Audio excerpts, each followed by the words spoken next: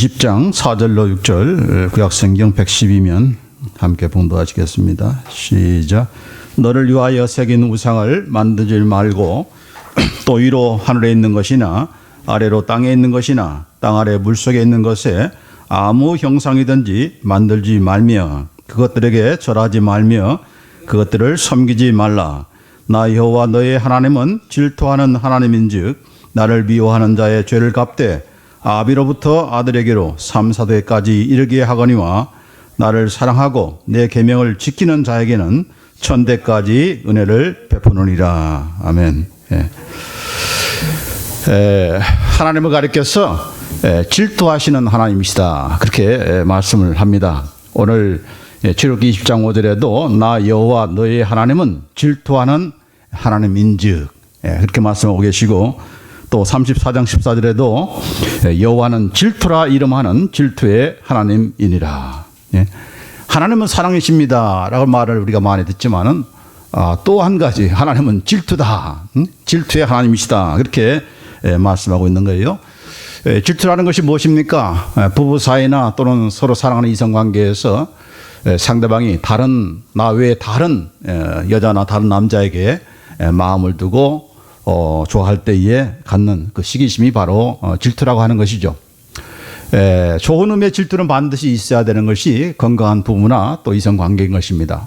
내가 사랑하는 남편이 다른 여자에게 눈을 돌린다, 내가 사랑하는 아내가 다른 남자에게 눈을 돌린다, 있을 수 없는 얘기입니다. 그렇죠? 안 그렇습니까? 나는 마음이 온유해서 난 다 참을 수가 있다. 그건 아닌 것이죠. 하나님께서 나는 질투하는 하나님이다, 그렇게 말씀하신 것은 무슨 뜻입니까? 다른 신들을 섬기는 것은 나는 못 본다 하는 것입니다. 나 그 꼴 못 봐 하는 것입니다. 오직 나만을 사랑하고 나만을 섬기라고 하는 그런 말씀이 바로 내가 질투하는 하나님이다, 그런 뜻이죠. 그렇기 때문에 하나님을 떠나서 다른 신들을 섬기고 다른 우상을 섬기는 것에 대해서 뭐라고 하는가? 바로 음행이다, 간음했다라고 그런 말을 쓰는 것입니다. 예레미야 3장 6절 말씀 한번 읽어봅시다. 시작. 네가 배역한 이스라엘의 행한 바를 보았느냐? 그가 모든 높은 산에 오르며 모든 푸른 나무 아래 가서 거기서 행음하였도다. 북쪽의 이스라엘, 남쪽은 유다고, 이 북쪽 이스라엘이 어떻게 했는가? 높은 산에 올라가서 푸른 나무 아래서 행음을 했다. 무엇을 얘기하는 것입니까? 우상을 섬긴 것을 얘기하는 것입니다. 그래서 우상 숭배를 가리켜서 행음이다, 어덜터리라고 그렇게 말을 하고 있는 것이에요. 자, 뿐만 아니라 여기 밑에 바로 이어서 8절에 보면은 내가 배역한 이스라엘이 간음을 행하였으므로 내가 그를 내어 쫓고 이원서까지 주었으되 그 배역한 자매 유다가 두려워하지 아니하고 자기도 가서 행음함을 내가 보았노라. 지금 하나님께서 하시는 말씀입니다. 내게 배역한, 어떻게 배역했어요? 하나님을 섬기지 않고 이방신을 섬김으로 해서 북쪽 이스라엘 왕국이 간음을 행했다. 그래서 내가 그를 내어 쫓고 이원서까지 주었다. 지금 무엇을 얘기하는 거아니? 바로 아수르에 팔려하는 것을 얘기하는 것입니다. 아수르에 의해서 북쪽 이스라엘 나라가 왕국이 멸망하지 않았습니까? 그래서 내어 쫓았다. 그리고 내가 이원소를 주었다라고 그렇게 얘기하는데, 북쪽의 이스라엘이 그랬는데도 불구하고 그 패역한 자매 형제였던 또한 유다가, 남쪽의 유다가 그걸 두려워하지 아니하고 자기도 가서 행음함을 내가 보았노라. 똑같이 유다, 남쪽 유다도 이렇게 하나님을 저버리고 이방신을 섬기는 일을 했다는 것입니다. 그것이 바로 음행이다, 간음이다라고 그렇게 말을 한 것이에요. 왜 간음이란 말을 쓴 것인가? 바로 하나님은 바로 이스라엘 하나님 백성의 남편이시기 때문에 그렇습니다. 그러니까 자기 남편을 놔두고 다른 남자에게 간 것이니까 그걸 간음했다 또는 음행했다라고 말을 하는 것이죠. 그래서 성경에 이사야서 54장 5절 말씀에 같이 한번 읽어봅시다. 시작. 너를 지으신 자는 네 남편이라. 그 이름은 만군의 여호와시니라. 너를 지으신, 너를 창조하신 그 하나님은 너의 남편이다, 그렇게 말씀하고 있는 거예요. 그러니까 내 육신의 남편만이 남편이 아니고 나를 진정으로 사랑하시는 그런 남편은 우리 하나님이시다, 그렇게 말씀하신 거예요. 그러니까 나의 남편 없다고 그렇게 섭섭해할 필요가 없는 거예요. 우리 하나님께서 여러분의 남편이 되어 주신다는 것입니다. 자, 그런 남편과 아내이기 때문에 이렇게 간음을 얘기한 것입니다. 구약의 성도에게만 하신 것이 아니고 우리 요한계시록 21장 2절에 보면은 이 교회와 예수 그리스도의 관계를 남편과 신부의 관계로, 신랑과 신부의 관계로 말씀하고 있지 않습니까? 그래서 또 내가 보매 거룩한 성 새 예루살렘이 하나님께로부터 하늘에서 내려오니 그 예비한 것이 신부가 남편을 위해서 단장한 것 같더라. 교회가 신랑을 맞이하기 위해서 단장하는 그런 신부의 모습을 얘기한 것입니다. 그렇기 때문에 이렇게 우리의 남편이신 하나님을, 예수님을 저버리고 다른 신을 섬기고 다른 우상을 섬기는 걸 가르쳐서 간음했다, 행음했다라고 말을 하는 것입니다. 왜 그렇게 하시는 것인가? 잔 칼빈, 유명한 종교개혁자 잔 칼빈은 질투라는 것은 자기를 지키려는 그런 강한 의지다, 그렇게 말을 했어요. 자기 것을 지키려는 강한 의지가 바로 질투다. 바로 내 아내이기 때문에, 내 백성이기 때문에 내가 지킨다. 이게 바로 질투다는 것입니다. 뭐 다른 남자가 채가도 그냥 가만히 있는 게 그게 아니고, 그건 바른 사랑하는 그런 모습이 아니고, 내가 지킨다. 내 백성은 내가 지킨다. 내 아내는 내가 지킨다. 이게 바로 남편이신 하나님께서, 남편이신 신랑 되신 예수님께서 우리에게 말씀하시는 그런 것입니다.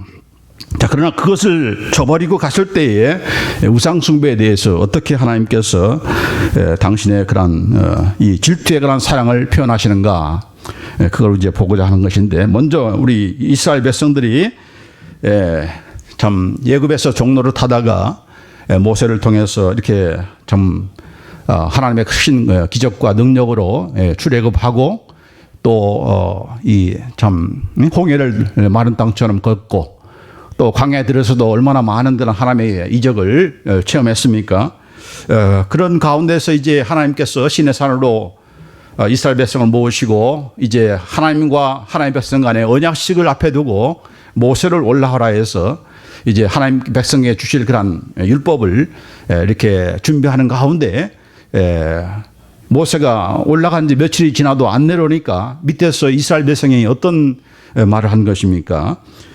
결국은 우리를 위해서 우리를 인도할 그런 신을 만들자라고 하면서 모세 형 아론에게 요청을 해가지고 모든 사람들이 금을 다 모아가지고 금송아지를 만들어 놓고, 이것이 바로 우리를 애굽 땅에서 인도한 우리의 신이다라고 하면서 그 신 앞에 제사를 드리고 그 신상 앞에서 막 뛰놀고 잔치를 하면서 그렇게 하지 않습니까?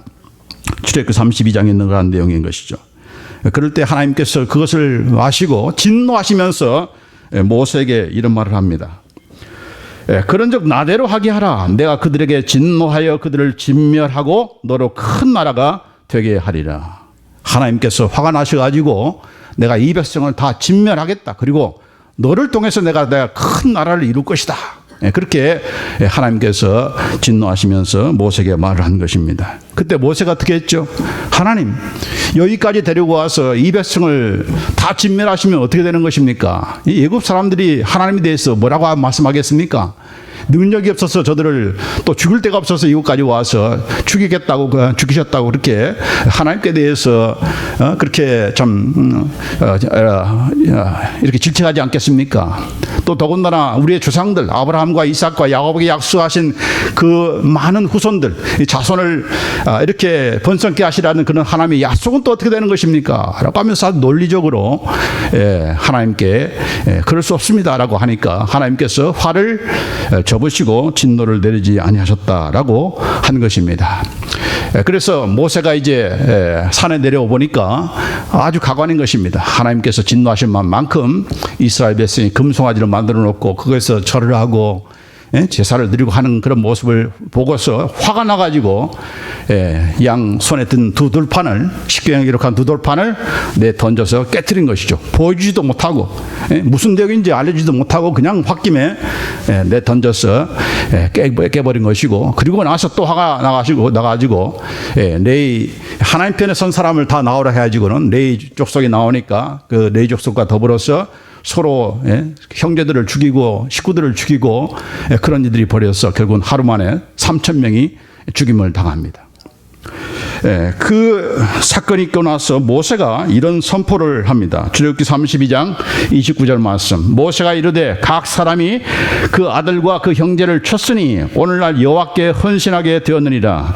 그가 오늘날 너희에게 복을 내리시리라.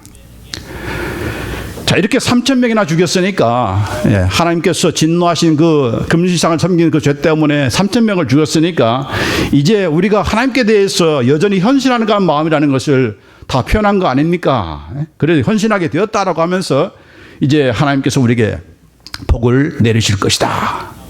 지금 누가 이 말을 한 것입니까? 하나님께서 하신 말씀도 아니고 모세가 지금 자기가 선포를 하는 것입니다. 월권행위죠. 하나님께서 그렇게 하라고 한 적도 없고 3,000명 죽였으니까 이제 하나님께서 이 정도 우리의 마음을 보였으니까, 우리의 진심을 보였으니까 하나님께서 당연히 용서해 주실 거야. 이제부터는 이제 복을 내리실 거야 라고 하면서 모세가 그렇게 공포를 한 것입니다. 그리고 나서 그 다음날 한 말 가운데 출애굽기 32장 30절로 31절, 이튿날 모세가 백성에게 이르되 너희가 큰 죄를 범하였도다. 내가 이제 여호와께로 올라가노니 혹 너희의 죄를 속할까 하노라 하고 여호와께로 다시 나아가 여짜오되 슬프도소이다. 이 백성이 자기들을 위하여 금신을 만들어 싸우니 큰 죄를 범하였나이다. 여기 좀 이스라엘 백성에게 한 말 가운데 내가 이제 여호와께로 올라가노니 혹 너희의 죄를 속할까 하노라. 우리말에는 애매하게 되어 있지만 너희의 죄를 누가 속할 것인가? 우리말 성경에 보면은 하나님께서 이제 용서해 주실 것이다 라고 그렇게 표현되어 있지만은, 그러나 하나님이 아니고 내가라고 되어 있습니다. 여기 영어성에 보면은 perhaps I can make atonement for your sin. 아마도 내가 올라가서 너희들의 죄를 속하도록 만들 것이다, 그런 뜻입니다. 지금 하나님께 여쭤보지도 않고 나가서 저 혼자 하나님의 그 노를 풀기 위해서 방법을 낸 그 방법이 바로 3,000명을 죽이고, 그 죽였으니까 이제 내가 올라가서 너희들이 아무리 큰 죄를 졌지만은 내가 이제 하나님께 잘 얘기해서 내가 너희들의 모든 죄를 용서하도록 그렇게 할 것이다. I can make it. I can make it. 그렇게 한 거예요. 또 거기서 끝나지 않고 바로 이어서 뭐라고 하는가? 그러나 하나님께 하시는 말씀입니다. 그러나 합의하시면 이제 그들의 죄를 사하시옵소서. 그렇지 않사오면 원컨대 주의 기록하신 책에서 내 이름을 지워버려 주옵소서. 여호와께서 모세에게 이르시되 누구든지 내게 범죄하면 그는 내가 내 책에서 지워버리리라. 32절에 합의하시면 이제 그들의 죄를 사하시옵소서. 무슨 말입니까? 하나님 이제 합의 보십시다, 그런 뜻입니다. 3,000명 죽였으니까 합의 보십시다. 합의 보십시다 하는 거예요. 만약 그 합의를 안 보신다면은 내 이름을 당신의 책에서 지워버리십시오. 지금 누구한테 한 말입니까? 하나님과 합의 보자는 것이고 하나님을 지금 윽박지르는 것이죠. 내 이름 지워주십시오. 그렇게 합의 안 하시면 내 이름 지워도 괜찮습니다. 그렇게 하는 것입니다. 그래서 하나님께서 합의 보셨습니까? 하나님께서 그 모세의 그 협박에 넘어갔습니까? 하나님께서 하시는 말씀이 뭐라고 했어요? 모세야, 누구든지 내게 범죄하면 그는 내가 내 책에서 지워버리리라. 네가 요청하기도 전에 내가 지워버릴 거야, 그런 뜻입니다. 네가 요청한다고 해서 내가 마지못해서 지워주는 것이 아니고, 네가 나한테도 범죄하면, 이스라엘 백성이 아니라 네가 나한테 범죄하면 내가 네 이름을 지워버릴 거야, 그렇게 말씀합니다. 이 모세의 역할, 중보 기도자의 역할이죠. 근데 중보 기도자의 역할이 잘못 전달에 대해서 이 모세의 그 기도에 하나님께서 마음을 접으시고 진노를 풀으셨다고 생각하는데, 하나님은 그 다음에 있는 말씀에 보면은 내가 보응하는 애는 반드시 보응하리라 하십니다. 보응할 때가 아니지, 안에서 그랬지, 보응할 날이 되면은 내가 반드시 보응할 것이다 라고 하는 그런 말씀을 하신 거예요. 그래서 이 중보 기도자, 자기가 하나님 되어가지고 내가 기도해야 저 사람 죄를 용서할 수 있다는 그런 교만한 마음을 가져서는 절대로 안 되는 것입니다. 누가 마음을 푸셔야 되는 겁니까? 누가 용서해야 되는 것입니까? 하나님께 범죄한 것이니까 하나님께서 풀어주시고 하나님께서 용서해야 되는 것이지, 내가 기도하면 하나님께서 용서해 주실 거야 라고 하는 그런 교만한 마음이 들어서서는 안 된다는 것입니다. 왜요? 하나님께서 하시는 말씀 그게 아니기 때문에.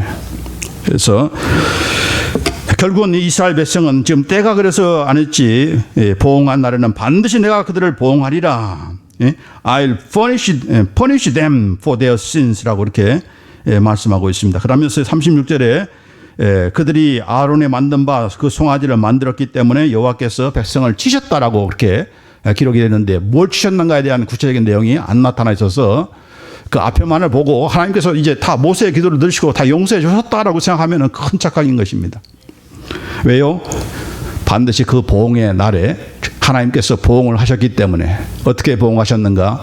마치 북쪽 이스라엘이 어디에 팔리고 아수르에 팔리고, 또 남쪽 유다가 어디에 팔리고 바벨론에 팔린 것처럼, 그렇게 이스라엘 백성이 이 출애굽 때 시내산 밑에서 이방신을 금송아지를 만들고 우상 숭배하는 것에 대해서 하나님께서 그때 보응하셨다.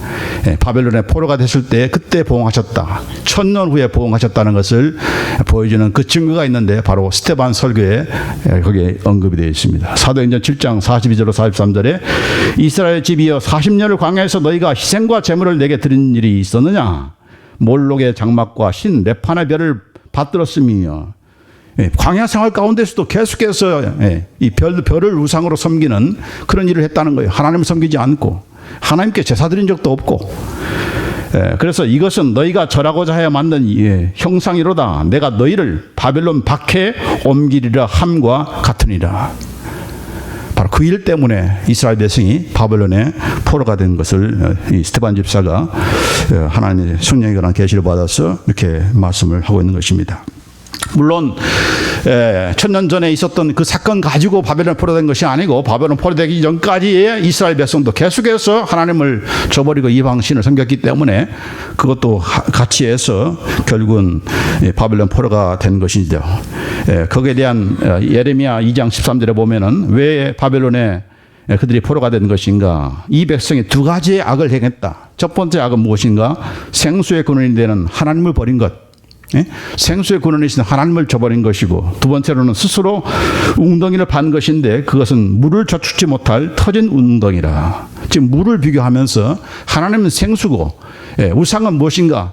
담지 못할 터진 그런 웅덩이에 불과한 것이다. 이 두 가지 때문에 하나님께서 바벨론에 이스라엘 백성을 팔았다라고 그렇게 얘기한 것입니다. 결국 무엇인가? 하나님을 저버리고 우상을 섬기는 것에 대해서 하나님은 반드시 심판하신다는 것을, 보응하신다는 것을 보여주시는 것입니다. 그게 바로 질투하시는 하나님이라는 뜻입니다. 다른 신을 섬기는 것을 나는 결단코 보지 못한다, 용서하지 못한다 하는 것을 보여주는 그런 실제 교훈이 것이고, 이것은 이스라엘 백성만이 아니라 우리나라도 마찬가지였습니다. 우리나라에게 어떤 일이 있었습니까? 1907년도에 평양 장대인교회에서 시작된 그런 회개 운동으로 세계 역사상 이뤄볼 수 없는 그런 대부흥의 운동이 1907년도에 평양에서 일어났습니다. 그러나 그 후에 3년에 1910년에 우리가 일본에 강점이 되고, 그리고 나서 일본의 그런 핍박으로 인해서 결국은 1938년도에 한국교회가 이제 신사참배를 결정하게 되어 있습니다. 총회적으로. 신사참배는 우상숭배가 아니다, 애국심의 발로다라고 하면서 나름대로 교회를 지키고자 하는 그런 이 명분을 가지고 신사참배를 교회적으로 결정을 했어요. 그리고 나서 10년이 되지 못해서 그 평양에 무엇이 들어섰는가? 바로 김일성의 공산정권이 들어선 것입니다. 그리고 2년이 못 돼서 1950년 6월 25일 날, 그것도 주일 이른 아침에 북한의 침공을 받게 된 것이죠. 그게 우연이 된 것인가? 우연의 일이라고 할 수가 있는 것인가? 신사참배라는 것이 무엇입니까? 바로 일본의 그런 태양신을 섬기는 우상숭배죠. 그래서 뭐 이런 그 신당을 만들어 놓고 그 앞에 절하게 만들고, 심지어는 교회 안에서도 정오 12시 사이렌이 울리면은 모두가 다 동쪽을 향해서, 천왕이 있는 곳은 바로 동쪽 일본을 향해서 동방요배라에서 절을 하고, 또 신앙 고백서가 아니라 황국 신민설화에서 일본 청왕에 대해서 충성을 맹세하는 그런 서약을 예배 시간에, 예배 도중에 그렇게 한 것입니다. 교회가 그것으로 끝나는 것이 아니고, 신사참배는 아까 얘기한 대로 우상숭배가 아니다 하면서 적극적으로 홍보활동에 나선 것이 바로 교회였던 것입니다. 그리고 무기를 제조하고 또한 전투기를 구입하는데 교회에서 헌금까지 했던 그런 한국 교회였던 것입니다. 이걸 누가 알고 있는가? 사람들은 잘 몰라도 하나님은 다 기억하시는 것이죠. 하나님께서.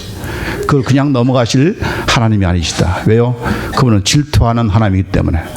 되돌아보면 왜 하나님께서 1907년도에 뭐 이렇게 참 세계적인 부흥을, 회개운동을 통해서 그런 부흥을 지피셨는가? 바로 이것을 내다보시고 몇 년 후에 있을 그 핍박과 그 일본의 그런 강점과 또 이런 도전 앞에 이 믿음을 지키라고 그런 은혜를 주신 것이죠, 미리. 그러나 그 은혜를 지키지 못하고 결국 우리가 한국 교회가 이렇게 교단적으로 또 교회적으로 모두가 다 신차 참배에 동참했던 것입니다. 그래서 1938년에 이렇게 신사 참배하면서 평양에 공산 정권이 들어서고 우리가 정말 유교 사별이라는 동족 상자간의 그런 아픔을 겪어야 했던 것입니다. 그리고 나서 100년이 지난 2007년도에 모든 좀 의식 있는 그런 크리스찬들이 왜 우리가 이렇게 한국이 계속적으로 어려움을 다하고 북한과 통일되기를 원하지만은 그러나 그 당시에 분위기를 봐서는 북한이 남한과 통일되는 것이 아니고 북한이 손을 들게 되면은 중동 쪽으로 중국 쪽으로 합세될 것이다 하는 그런 분위기였습니다. 그래서 이런 그 의식 있는 사람들이 깨우치는 가운데서 결국 우리가 1948년도 해방을 맞이하고 나서도 교회적으로 그 결단하고 거기에 참여했으니까 교회적으로 범교회적으로 모든 신자들이 지도자를 비롯해서 모든 신자들이 하나님 앞에 회개를 하고 참여를 해야 될 텐데 그렇지 않고 총회에서 각 교단마다 신사 참배 결의를 취소한다.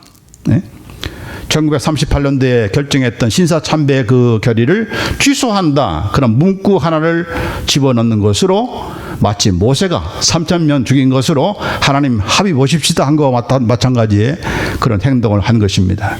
그런데 하나님은 아직 교회적으로 한국 교회적으로 그렇게 합의를 보실 수가 없는 그런 상황이었던 거예요. 그래서 100년이 지난 후에야 교회적으로 교단적으로 범교회적으로 일어나서 우리의 죄를 회개하고 하는 그런 일들이 있게 된 것입니다. 물론 그 전에 돌아가신 한경지 목사님께서 1992년도에 템플턴 상을 수상하면서 그 축하하는 그 메시지 가운데 반세기 전에 지은 신사 참배제를 참여합니다 라고 하면서 공적으로 회개를 했어요. 그러나 그것으로 그 한 분 정말 회개한 것으로 그냥 끝나버리고 교회적으로는 그런 큰 반응을 받지 못하는 가운데서 이제 100년이 지난 2007년도 2006년도 전후로 해서 이렇게 교회적으로 회개운동을 한 것입니다. 중요한 것은 신사 참배가 얼마 동안 행해졌는가? 얼마 동안 행해졌습니까? 10년. 1938년도에 시작을 해서 1948년도 해방되기까지 10년. 10년을 기다리지 못해서 참지 못해서 물론 힘들겠죠. 왜냐하면 다 죽이는 그런 세상이니까. 그렇죠? 그래서 많은 사람들이 죽어가지 않았습니까? 주기철 목사님도 그렇고. 자, 이스라엘 백성이 어떻게 금송아지를 섬겼습니까? 며칠을 견디지 못해서 40일 동안 내려오지 않으니까 물론 40일 전에 이미 다 만들어 놨지만은 40일을 참지 못해서 금송아지를 만들었던 것입니다. 이 땅에 오는 핍박이라고 하는 것이 영원한 것이 아니다는 것을 보여주는 것입니다. 왜 우리가 하나님께서 놀라운 은혜를 주시는가? 왜 하나님께서 세계 곳곳에 지금 예수님을 믿도록 그렇게 하나님께서 지금 강력하게 역사하시는가? 닥쳐올 고난을 지금 예비하기 위해서 하시는 그런 하나님의 배려라는 것을 우리가 잊어서는 안 되는 것입니다. 왜 하나님의 사랑에 대한 그런 말씀을 지금 외치는 것인가? 그때를 대비하기 위해서. 그것을 이길 수 있는 비결은 오직 주님을 사랑하는 그 마음이기 때문에, 그 믿음이기 때문에 그러는 것입니다. 말세에 짐승의 짐승을 숭배하고 짐승에게 경배하라고 하는 그런 혼란이, 심판이, 시련이 반드시 올 거라고 하는 그 하나님, 다른 인간의 말이 아니라 하나님의 말씀이 그렇게 기록되기 때문에 올 것이라는 그것을 우리가 알기 때문에 준비를 하는 것이죠. 요한계시록 14장 9절로 10절 말씀에 만일 누구든지 짐승과 그의 우상에게 경배하고 이마에나 손에 표를 받으면 그도 하나님의 진노의 포도주를 마시리니 불과 유황으로 고난을 받으리니 라고 했습니다. 예? 그래서 우리가 준비를 해야 되는 것입니다. 준비를 해야 되는 거예요. 예. 그러나 우리가 염려할 이유가 없는 것은, 여러분 이스라엘 백성이 40년 동안에 어떻게 그들이 서바이벌 했습니까? 어떻게 이겨냈죠? 그들이 무슨 양식을 쌓아놓아서 그런 것도 아니고, 무슨 건강해서 그런 것이 아니라 하나님께서 다 입히셨잖아요.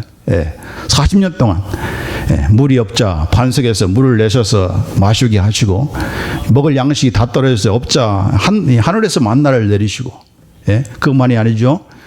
따가운 그런 햇볕을 이렇게 구름 기둥으로 에어컨 틀어주시고, 저녁에 급격히 떨어지는 그 추운 날씨를 캠프파이어 시키셔서 불기둥으로 저들을 인도하셨습니다. 40년 동안 의복이 헤어지지 않았고 발이 부릅치지 않았다. 무좀 걸린 사람 한 사람도 없었다. 누가 하신 것입니까? 하나님께서 하신 것입니다. 얼마 동안? 40년 동안. 짐승의 그런 핍박이 언제 올지 모르지만은 그것이 몇 년이든 몇십 년이 간에 하나님께서 우리를 다 예비하시고, 무슨 사랑을 가지고? 질투의 사랑을 가지고, 이건 내 거야, 내 백성이야, 내가 지킨다, 그 하나님의 인도하심 가운데 있다는 것이 얼마나 참 우리에게 위안이 되고 힘이 되는 것입니까? 그러나 그것을 지키는 자가, 하나님의 그 질투의 사랑 앞에 주님을 계속적으로 사랑하고 그분과 동행하는 자가 이긴다고 해서, 동행하는 자가, 그와 함께 동행할 때에 우리가 이기는 것이지, 당장의 목숨을 구하기 위해서 짐승을 숭배하고 짐승의 꾀의 머리가 빠지면서 짐승의 표를 받는 것은, 그것은 영혼을 포기하는 것이다 하는 것입니다. 여러분, 싸움은 누가 이긴 것입니까? 부부 싸움 누가 이기죠? 고집 센 사람이 이기는 거죠. 힘센 사람이 이긴 것이 아니고 고집 센 사람이 이긴 것입니다. 인간과 하나님과 누가 고집이 셉니까? 우리는 기껏 고집 부려야 70년 80년이지만은 하나님은 영원입니까? 영원히 고집 부리는 거예요. 그러니까 우리가 빨리 항복해야 되는 거예요. 왜요? 그분의 하시는 뜻을 이루지 못하고 그만 중단하시고 포기하시는 하나님이 아니기 때문에. 그게 바로 질투라는 얘기입니다. 내가 목적한 것은, 너를 통해서 이루고자 하는 목적은 반드시 이룰 것이다 하는 것이 바로 하나님의 하나님의 질투의 그런 사랑인 것입니다. 예수께서 39장 25절 말씀 같이 읽읍시다. 시작. 그러므로 나 주 여호와가 말하노라. 내가 이제 내 거룩한 이름을 위하여 열심을 내어 야곱의 사로잡힌 자를 돌아오게 하며 이스라엘 온 족속에게 긍휼을 베풀지라. 그들이 팔려서 그 하나님을 저버려서 이렇게 이방 바벨론으로 팔려갔지만은, 그러나 하나님께서 내 이름을 위해서, 너희를 위해서가 아니라 내 이름을 위해서, 내 영광을 위해서 열심을 내어라는 말은 I will be jealous for my holy name. 내가 질투로 내 이름을 위해서 그들을 반드시 끄집어낼 것이다, 인도할 것이다, 구출해낼 것이다, 그렇게 말씀하고 있는 거예요. 예수님을 이 땅에 보내실 때도 하나님께서 하나님의 열심을 가지고 부르신 것입니다. 예수님이 이 땅에 오기 전 800년 전에 이사야를 통해서 주신 그런 예언의 말씀, 한 아기가 우리에게 낳고 한 아들을 우리에게 주신 바 되었는데 라고 하면서 하시는 마지막 7절의 말씀이 무엇인가? 만군의 여호와의 열심히 이를 이루시리라. 하나님 앞에 800년은 아무것도 아닌 것입니다. 예수님께서 승천하신 지 2000년이 지난 지금도 마찬가지로 하나님의 때는 반드시 그분의 열심으로 이루시는 것이고, 예수님은 재림하시는 것입니다. 800년, 2000년이 아무런 장애가 되는 것이 아니죠. 하나님 때에 하나님의 열심으로, 하나님의 그 질투의 그런 사랑으로 그분의 뜻을 반드시 이루시는 분이시다. 개인적으로도 마찬가지죠. 개인적으로 하나님의 열심을 보여주는 것이, 가장 잘 보이는 것은 무엇입니까? 누굽니까? 바로 야곱인 것입니다. 이 뺀질이, 이 사기꾼, 이 야곱을 얼마나 하나님께서 참 집요한 그런 사랑으로, 집념을 가지시고 질투의 그런 사랑으로 인도하시는가.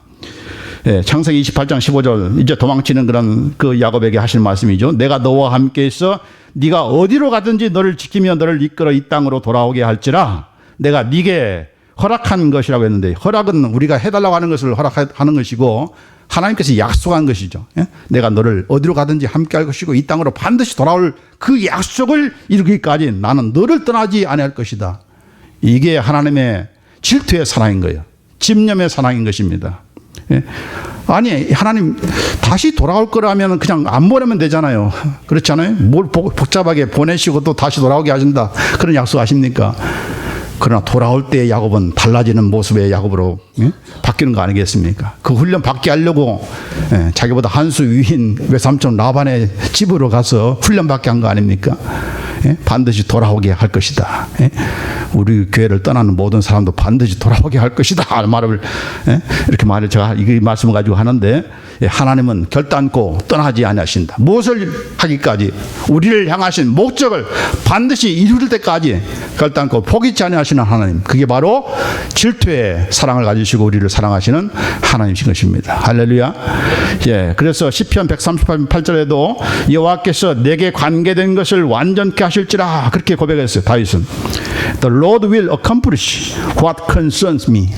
나를 향하신 그분의 목적, 계획 그것을 완전히 컴플리트하게 다 accomplish하기 전까지는 결단코 하나님은 쉬지 않으시는 분이십니다. 아멘.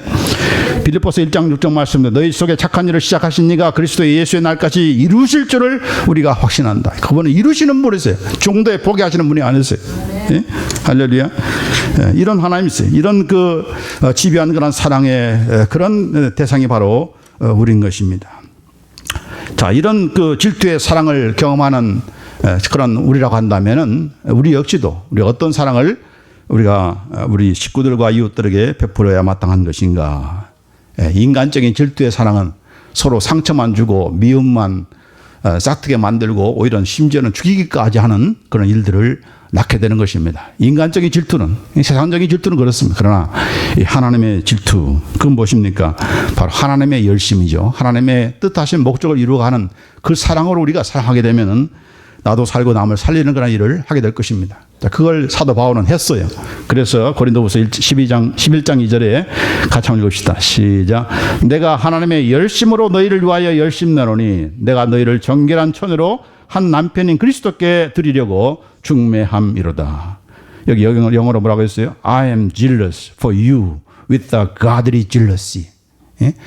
이 하나님이 가지신 그 질투를 가지고 내가 너희들을 이 고린도 교회, 문제 많은 이 고린도 교회 성도를 향해서 그런 질투의 그 사랑으로 내가 너희를 사랑하고 있다라고 하는 것입니다.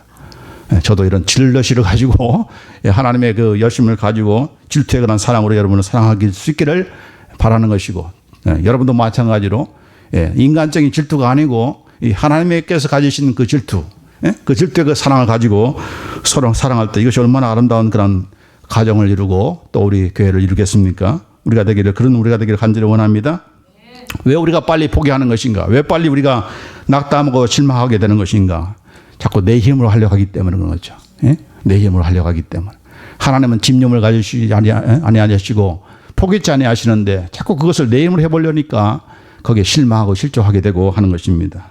그럼 하나님께서 내가 못하고 내가 손든 것을 하나님은 질투의 열심을 가지고 내 가족을 살피시고 지금도 간섭하고 계시고 지금 이 자리에 없지만 지금도 일하신다는 그 사실을 알 때는 우리는 거기에서 힘을 낼 수가 있는 것이고 더 기도할 수가 있게 되는 것이고 하나님의 질투하심이 반드시 이루실 때까지 주님 놓치지 마시고 끝까지 사랑해 주세요. 그런 소망을 갖고 그런 믿음을 갖게 되는 거 아니겠습니까?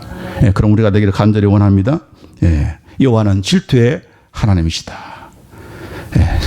다른 사람 질투하고 싶은 인간적인 생각이 들 때마다 하나님을 떠올리시기 바랍니다. 하나님이 바로 나를 질투의 사랑으로 사랑하셨어. 그리고 사랑하고 계셔. 그리고 나도 그 사랑, 그 질투의 사랑으로 내가 내 식구를 위해서, 내 교인들을 위해서 사랑하겠다 하는 그런 다짐하시는 우리 모두가 되기를 간절히 원합니다. 기도하십시다. 주님 감사합니다. 우리를 사랑하시되 끝까지 포기치 아니하시고 우리의 관계된 모든 것을 다 이루고자 하시는 이 질투의 사랑으로 우리를 사랑하시는 하나님인 것을 위하여 참으로 감사합니다. 이런 분이 누가 있겠으며 누가 내 인생에 이런 참 끝까지 베푸는 그런 사랑을 가지고 포기치 아니하시고 나의 유익을 위해서, 나의 행복을 위해서, 나의 영혼을 위해서 일하시는 분이 누구겠습니까? 무엇이겠습니까?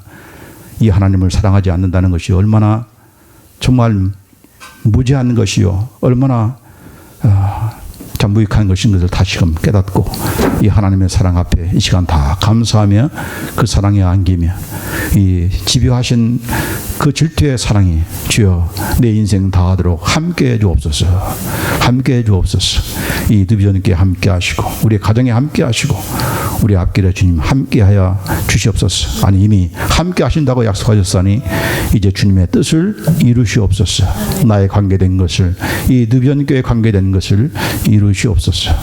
우리 주 예수 그리스도의 이름으로 기도합나이다. 아멘. 다 같이